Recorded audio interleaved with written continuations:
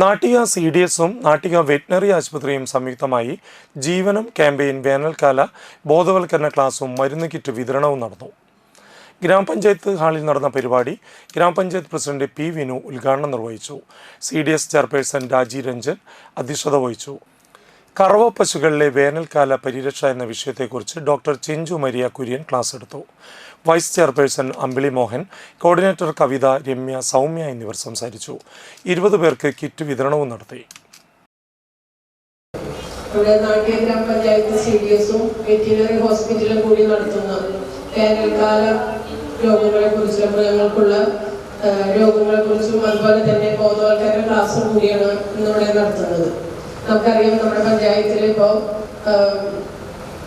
മൃഗസംരക്ഷണവുമായി ബന്ധപ്പെട്ട് നിരവധി പേരുണ്ട്. പക്ഷെ അവർക്കൊക്കെ കറക്റ്റ് സമയങ്ങളിൽ ബോധവൽക്കരണ ക്ലാസ് കിട്ടാത്തതിൻ്റെയും അതോടൊപ്പം തന്നെ ഇന്നിപ്പോൾ ഇവിടെ കുറച്ച് ധാതുലോണ മിശ്രിതം അതുപോലെയുള്ള കുറച്ച് കാര്യങ്ങളൊക്കെ മരുന്നുകളൊക്കെ നിങ്ങൾക്ക് തരുന്നുണ്ട്.